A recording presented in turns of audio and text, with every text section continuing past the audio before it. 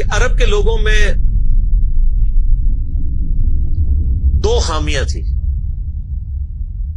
Number 1 چٹے ان پڑھ جاہل اجڈ، حتیٰ کہ انہیں باقی لوگ امی کہا کرتے تھے. امی میرے ان پڑھ.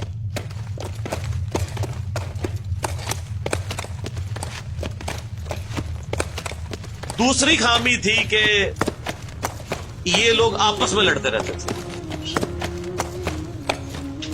خاندانوں کے خاندان ختم ہو جاتے تھے. پانی پینے پلانے کے اوپر جھگڑا ہوا ہے تو 10 سال لڑائی ہو رہی ہے. یہ دو خامیاں تھیں. نمبر 1 چٹے ان پڑھ، نمبر 2 لڑاکو لیکن آپس میں. لیکن دو خوبیاں بھی تھیں. ایک خوبی یہ تھی کہ یہ ٹف ماحول کے عادی تھے، ریگستان کے رہنے والے، گرمیوں میں یعنی اتنے مشکل سفر کرنے والے، اونٹ کے اوپر مہینوں کے سفر، تھوڑا سا ساز و سامان کے ساتھ. اور دوسری خوبی یہ تھی کہ یہ جب کسی کو زبان دے دیتے تھے نا، پھر گردن ہی کٹتی تھی، پیچھے نہیں ہٹتے تھے، چاہے کسی دشمن کو بھی زبان دی ہے. اللہ نے ان کی یہ دو خوبیاں یوٹیلائز کر لی. یہ زبان دی اللہ کے نبی علیہ السلام کو انہوں نے، جس نے دی پھر گردن ہی کٹی ہے. اور دوسری خوبی کہ وہ ٹف ماحول کے عادی تھے لیکن لڑتے آپس میں تھے. اللہ تعالیٰ نے ان کی خامی کیسے پوری کی کہ ان کو ایک لیڈر ایسا دے دیا جس نے سارے قبائل کو ایک جھنڈے کے نیچے جمع کر دیا، اور جہالت کے لیے دور کرنے کے لیے ان کو ان کی زبان میں کتاب دے دی. اب جس نے سورہ بقرہ، سورہ نساء، سورہ مائدہ حفظ کی ہوئی ہے، اس کے سامنے کوئی کرسچن کا پادری، کیا یہودیوں کا پادری وہ بیٹھ سکتا تھا؟ جتنے ان کے دلائل تھے انہوں نے وہ زبانی یاد کیے ہوئے تھے. تو وہ لوگ جو اپنے آپ کو سمجھتے تھے کہ ہم بڑے علامہ ہیں اور یہ امی ہیں، ان امیوں نے ان کو علم میں بھی الٹ کے رکھ دیا صرف ایک قرآن کی وجہ سے. اور اللہ نے لیڈر دیا، سارے عرب قبائل جمع ہوئے. وہ عربی جو آپس میں لڑتے تھے انہوں نے کبھی یہ سوچا بھی نہیں تھا کہ اگر ہم ایک جھنڈے کے نیچے جمع ہو جائیں تو ہم دنیا کی سپر پاورز کو الٹ سکتے ہیں، رومن اور پرشین امپائر کو. اور دیکھیں سر پھر کیسے الٹا ہے انہوں نے. ود ان 17 ایئرز ہر چیز اڑا کے رکھ دی ہے. صدیوں کی سلطنتیں، لاکھوں کی ریزروڈ آرمیز رومن اور پرشینز پوری دنیا پہ حکومتیں کر رہی ہیں، جدید اسلحہ ہے.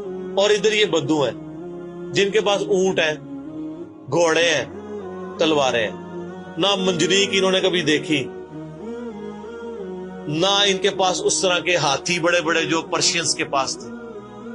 بس چل پڑے، کلمہ پڑے اور نکل کھڑے ہوئے. پھر دنیا نے دیکھا ہے کہ ہر چیز کو الٹ کے رکھ دیا، انہی کے اسلحے ان سے چھین کے انہی کو الٹ دیا. وہ ساری کی ساری بجلی کس نے بھری تھی ان کے اندر؟ اس کتاب میں.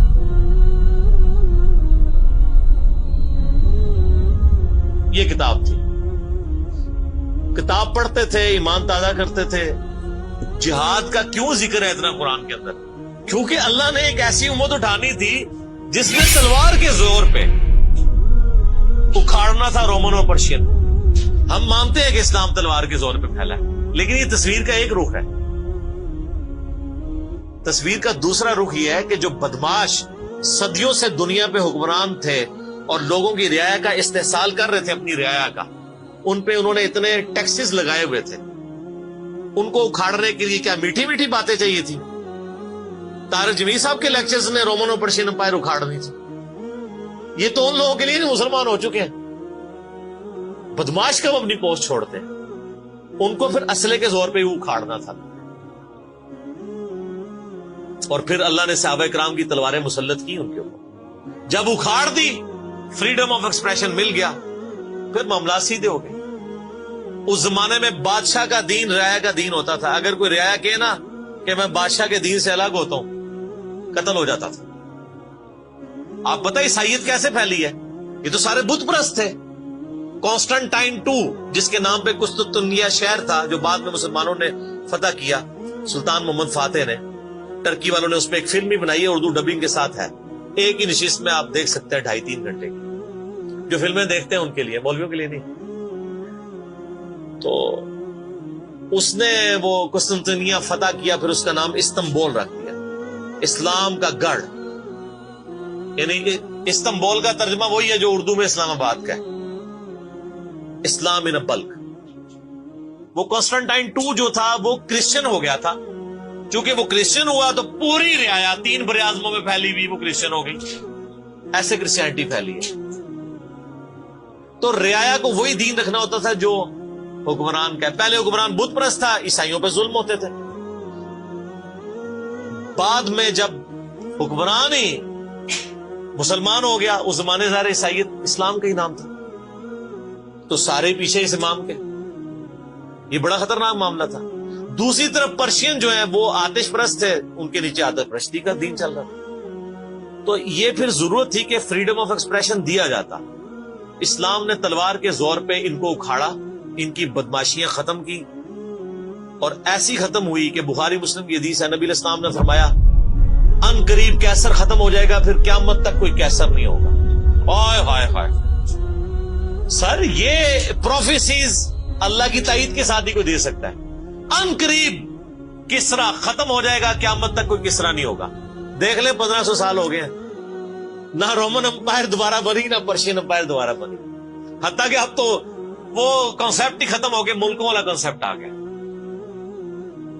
اور اس زمانے میں یہ بات کرنا ایک ایسے شخص کا جس کے اوپر ایمان لانے والے گنتی کے لوگ ہوں، بہت بڑی بات. اور اللہ نے پھر اکھڑوایا. اور آج فریڈم آف ایکسپریشن ایسا ہے کہ آج تلاوت ہو رہی ہوتی ہے تو ٹرمپ بھی بیٹھ کے سن رہا ہوتا ہے. کیوں؟ حالانکہ وہ کرسچن ہے. فریڈم آف ایکسپریشن آ گیا. آپ جائیں امریکہ میں، آپ کسی مارکیٹ میں مسلح ڈال کے نماز پڑھیں، کوئی آپ کو منع نہیں کرے گا. الٹا آپ کے ساتھ سیلفیاں بنا رہے ہوں گے کہ یہ کیا ہو رہا ہے. تو پہلے کوئی سوچ سکتا تھا کہ فرعون کے سامنے کوئی نماز پڑھتا؟ جادوگروں نے ذرا سی بات کی، ایمان لے کے آئے تو میں تمہیں سولی دے دوں. تو یہ اسلام اس دور جدید کا خالق ہے. اور یہ دور جدید کو تخلیق جو اسلام نے دی ہے وہ قرآن کے ذریعے. ایک علامہ وحید الدین خان صاحب ہیں انڈیا کے، 90+ ان کی ایج ہے. انہوں نے کتاب لکھی ہے اسلام دور جدید کا خالق. اسی ٹاپک کو ایڈریس کی، کمال کی کتاب ہے وہ، اور پڑھنے سے تعلق رکھتی ہے. آپ گوگل سے اس کا PDF بھی ڈاؤن لوڈ کر سکتے ہیں، چھوٹی سی کتاب ہے. انگلش میں بھی ایک کتاب لکھی ہے گاڈ رائزز، خدا ابھرتا ہے. خدا پھر جو ابھرا ہے نا جی قرآن کے ذریعے. خدا کو تو خیر مخلوق کی ضرورت نہیں ہے، لیکن مخلوقات نے جو تماشا بنایا ہوا تھا نا، اس تماشے کو ہمیشہ کے لیے اللہ تعالیٰ نے اپنے پیغمبر امام اعظم سیدنا و مولانا محمد رسول اللہ صلی اللہ علیہ وآلہ وسلم کے ذریعے شرک کا خاتمہ کر کے قیامت تک کے لیے جو دین اسٹیبلش کیا اس کتاب کے ذریعے. اب یہ کتاب قیامت تک نبی علیہ السلام کا معجزہ ہے. یہ کتاب ہے سر جس نے دنیا پلٹ دی. اور یہ وہ کتاب ہے جو ہم صرف اپنی بچی کو جب رخصت کرنے لگتے ہیں نیچے سے گزارتے ہیں، ٹھیک ہے، اور چوم کے غلاف میں رکھ دیتے ہیں. اس سے زیادہ اس قرآن کو ہم کوئی اہمیت نہیں دیتے.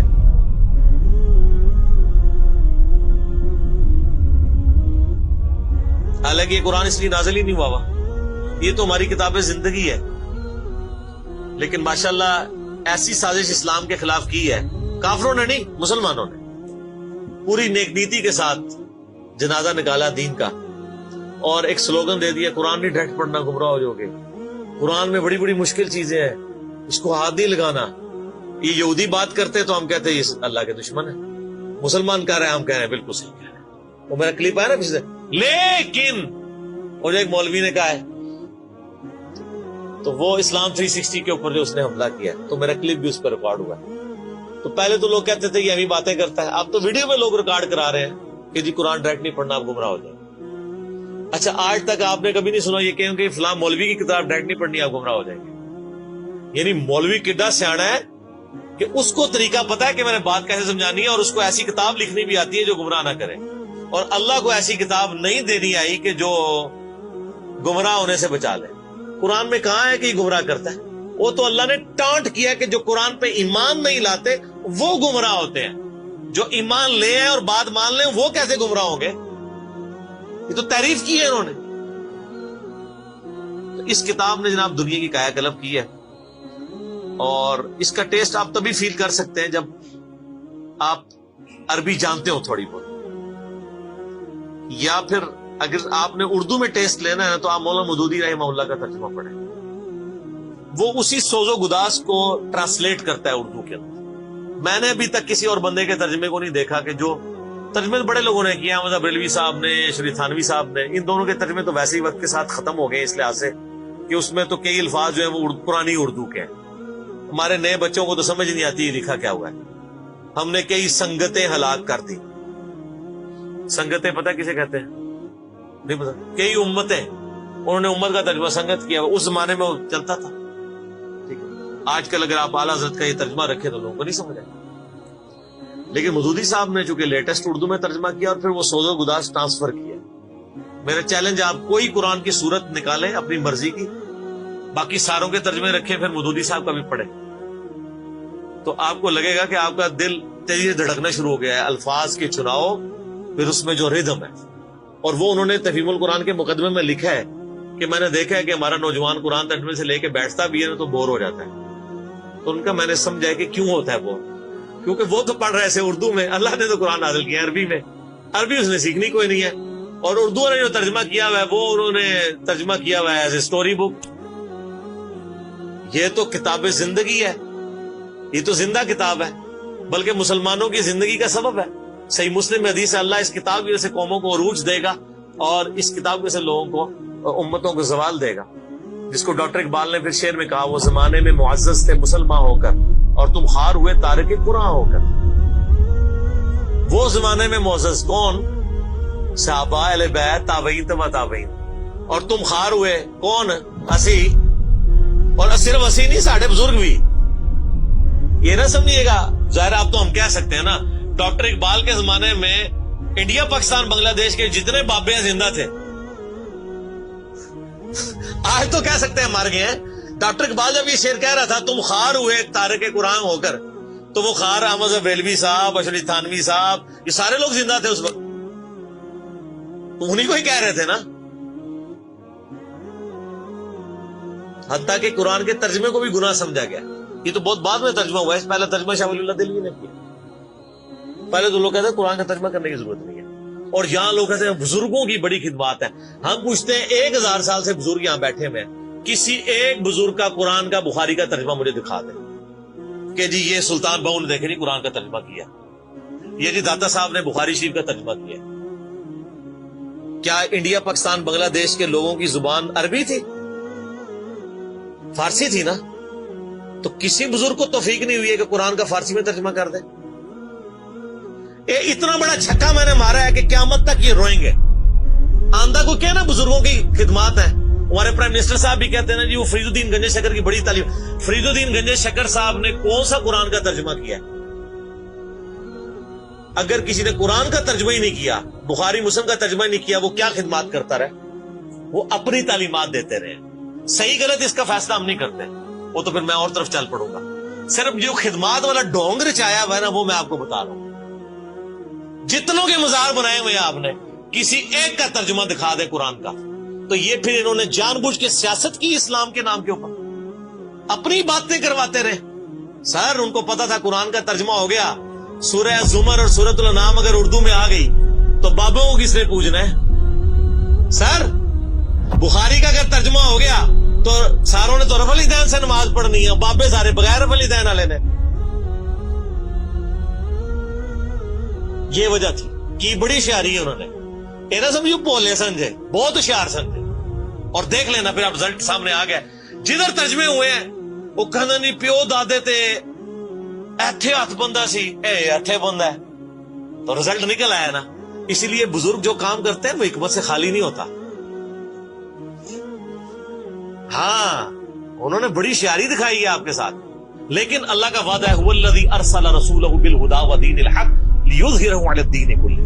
قرب قیامت سے پہلے دین کو غلبہ ملنا ہے. غلبہ بابوں کے ذریعے نہیں ملنا تھا، اسی کتاب سے. جس کتاب نے پہلے غلبہ دلایا، اب آج دیکھیں بچہ اینڈرائیڈ فون کھولے ہوئے ہے، کوئی آیت آتی ہے ترجمہ پڑھ لیتا ہے. تو سر یہ خدمت تو پھر انہوں نے کی ہے نا اسلام کی. اچھا یہ اینڈرائڈ فون کس رحمت اللہ علیہ نے بنایا تھا؟ وہ کہتے ہیں بزرگ تے دنیا ہی کلب کر دے نگاہ مار کے. وہ بزرگوں نو لے آؤ تے ٹھیپا موبائل نیچے چلا سکتے. آپ مجھے بتائیں میں کسی بزرگ کو قبر سے نکالوں اور اس کو یہ موبائل چلا لے گا؟ آپ کا بچہ چلا لیتا ہے. اور کسی کا اگر اتنا ایمان ہے نا بزرگوں کے اوپر تو آج والے بزرگوں میں بھی ہے. تو میں نے ان کو بڑی دفعہ مشورہ دیا ہے کہ بزرگ جو جناب دنیا چلا رہے ہیں تو میں ان کو کہتا ہوں آپ کو بزرگوں کے ساتھ جہاز پہ بٹھاتے ہیں. جب 10 کلومیٹر ہائٹ پہ پہنچ جاتا ہے یہ بوئنگ جہاز, جب پہنچے تو ہم پائلٹ کو کہے تو تے پائی بسم اللہ پڑھ کے تے پیراشوٹ نہ کود جا. بزرگ چلان تے جہاز لینڈ کران, وہ کتنے لینڈ ہوئے گا جہاز؟ بزرگوں نے مریض بھی اس جہاز ہی نیچے بیٹھ لگے جہاں تمہیں کہتے ہیں بزرگ دنیا چلا رہے ہیں, ان کو بھی پتا ہے جہاز کو نہیں لینڈ ہونا. اور جو جہاز نہیں لینڈ کرا سکتا, میں کہتا ہوں کسی بزرگ کو آپ لا کے جہاز کے کاک پیٹ میں بٹھا دینا, وہ نہیں لینڈ کرا سکتا. ہاں لینڈ کرائے گا اگلے جہاں جا کے, وہ بھی وہ نہیں کرائے گا, خود ہی ہوئے گا. سب کہانی ہے, کہانیوں کا دور ختم ہو چکا کیونکہ اب ایک نعرہ عام ہے. کون سا؟ کہ نہ میں وابی نہ میں بابی, میں ہوں مسلم علمی کتابی. تو یہ علمی کتابی جب ہم کہتے ہیں تو وہ علم کون سا علم ہوتا ہے, وہ کتاب کون سی کتاب ہوتی ہے؟ یہ اللہ کی کتاب جس پہ ہم بات کر رہے ہیں. تو آپ دیکھیں میں نے اس پہ بھی 30-35 منٹ لگ گئے. اب آپ آ جائیں سورہ النبا.